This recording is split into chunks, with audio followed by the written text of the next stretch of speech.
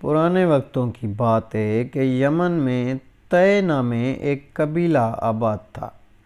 اس قبیلے کے سردار کا نام حاتم طائی تھا۔ حاتم طائی اپنی سخاوت اور خدمت خلق کی وجہ سے بہت مشہور تھا۔ اس کی سخاوت کے چرچے دور دور تک پھیلے ہوئے تھے۔ اس زمانے میں عرب کا حکمران نوفل تھا۔ نوفل نے جب دیکھا کہ ہر طرف حاتم کے ہی چرچے ہیں، ہر کوئی اس کی نیکی اور اچھائی کے گن گاتا ہے، ہر ضرورت مند مدد کے لیے حاتم کے ہی پاس جاتا ہے، تو وہ حاتم کا دشمن بن گیا۔ دشمنی کی وجہ صرف یہ تھی کہ بادشاہ کے بجائے ہر کوئی حاتم کی تعریف کرتا تھا۔ وہ حاتم سے جلتا تھا کہ بادشاہ ہوتے ہوئے بھی حاتم کی شہرت اس سے زیادہ ہے۔ بادشاہ نے حسد کا شکار ہو کر حاتم کو ختم کرنے کا پروگرام بنایا اور اس نے اپنی فوج کے ساتھ حاتم کے علاقے پر حملہ کر دیا۔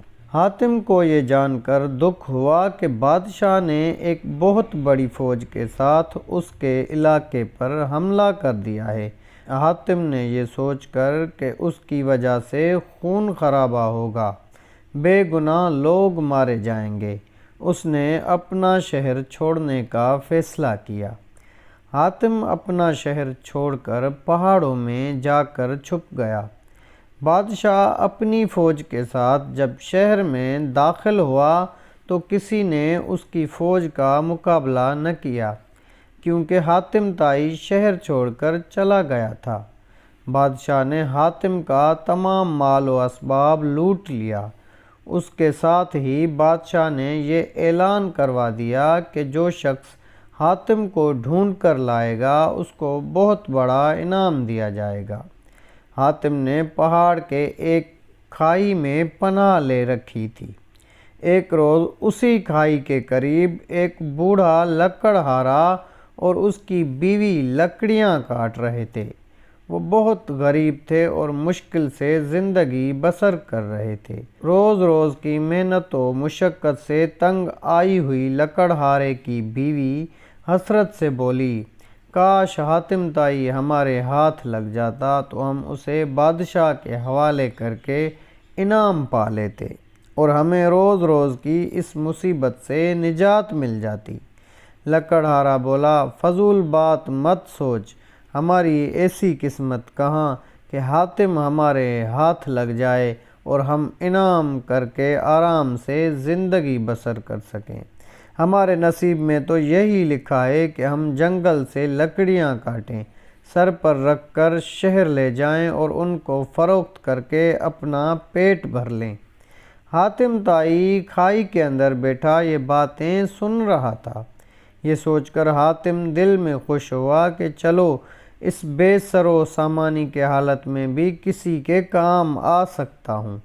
چنانچہ وہ کھائی سے باہر آیا اور بوڑھے میاں بیوی سے بولا، میں ہی حاتم ہوں، مجھے بادشاہ کے پاس لے چلو اور اس کے حوالے کر کے انعام حاصل کر لو۔ جلدی کرو، اگر کسی اور نے مجھے دیکھ لیا تو پھر تم ہاتھ ملتے رہ جاؤ گے۔ حاتم کی باتیں سن کر لکڑہارا بولا، بھائی تمہارا بہت شکریہ، بے شک ہم غربت کے ستائے ہوئے ہیں، مگر ہم اتنے ظالم نہیں کہ تمہیں بادشاہ کے حوالے کر کے انعام حاصل کریں۔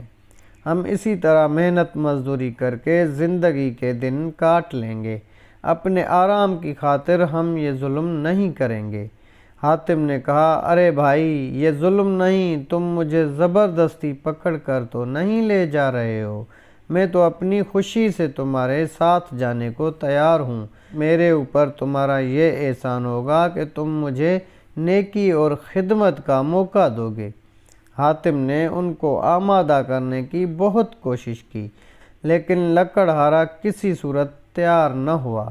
تو حاتم نے اس سے کہا، اگر تم میری بات نہیں مانتے تو میں خود بادشاہ کے پاس جاتا ہوں اور اسے بتاتا ہوں کہ اس بوڑھے نے مجھے چھپایا ہوا تھا، پھر بادشاہ تمہیں سزا دے گا۔ لکڑہارا اور حاتم اسی بحث میں مصروف تھے کہ کچھ اور لوگ حاتم کو تلاش کرتے ہوئے ادھر آ نکلے۔ انہوں نے حاتم کو پہچان لیا اور اسے پکڑ کر بادشاہ کے پاس لے گئے۔ بوڑھا اور اس کی بیوی بھی ان لوگوں کے پیچھے چل پڑے۔ بادشاہ کے دربار میں پہنچ کر ہر شخص یہ دعویٰ کر رہا تھا کہ حاتم کو اس نے پکڑا ہے، وہی انعام کا مستحق ہے۔ بہت سارے دعوے داروں کی وجہ سے بادشاہ کے لیے فیصلہ کرنا مشکل ہو گیا تھا کہ حاتم کو پکڑنے والا کون ہے۔ آخر بادشاہ نے حاتم سے کہا، حاتم تم ہی بتاؤ کہ تمہیں پکڑ کر لانے والا کون ہے؟ تو حاتم نے بولا، بادشاہ سلامت، مجھے پکڑ کر لانے والا یہ بوڑھا لکڑہارا ہے جو چپ چاپ پیچھے کھڑا یہ تماشا دیکھ رہا ہے۔ باقی لوگ انعام کی لالچ میں جھوٹ بول رہے ہیں۔ لکڑہارا بولا، حضور والا، سچ تو یہ ہے کہ میں بھی حاتم کو پکڑ کر نہیں لایا بلکہ یہ خود آیا ہے۔ پھر لکڑہارے نے بادشاہ سلامت کو تفصیل سے بتایا کہ کس طرح لکڑیاں کاٹتے وقت اس کی بیوی نے کہہ دیا تھا کہ اگر حاتم ان کو مل جائے تو وہ اسے بادشاہ کے حوالے کر کے انعام پائیں اور مصیبت کی زندگی سے نجات پائیں۔ حاتم ہماری باتیں سن کر پہاڑ کی کھائی سے نکل آیا اور اصرار کرنے لگا کہ ہم اسے بادشاہ کے پاس لے جائیں اور انعام پائیں۔ جب ہم حاتم کو کسی طرح بھی لانے پر تیار نہ ہوئے تو وہ خود ہی آپ کے پاس آنے کے لیے چل پڑا۔ دوسرے لوگ تو ویسے ہی چل پڑے تھے۔ اب یہ سب انعام کی خاطر جھوٹ بول رہے ہیں۔ بادشاہ کو جب حقیقت معلوم ہوئی تو اس نے حاتم سے کہا، حاتم، میں تمہاری شہرت سے تمہارا دشمن بن گیا تھا، مجھے اپنے کیے پر افسوس ہے۔ تم واقعی عظیم انسان ہو جو ہر حال میں دوسروں کی مدد اور خدمت کے لیے تیار رہتے ہو۔ میں تم سے اپنے کیے کی معافی مانگتا ہوں۔ اس کے بعد بادشاہ نے لکڑہارے کو انعام دیا اور جھوٹے دعوے داروں کو سزا دی۔ تو ناظرین کرام، یہ تھی ہماری آج کی ویڈیو۔ اگر آپ کو ویڈیو پسند آئی تو زیادہ سے زیادہ اپنے دوستوں احباب سے شیئر کریں۔ تو ایسی مزید ویڈیوز دیکھنے کے لیے ہمارے چینل کو سبسکرائب کر دیں۔ تو اگلی ویڈیو تک دیجیے گا اجازت۔ اللہ نگہبان۔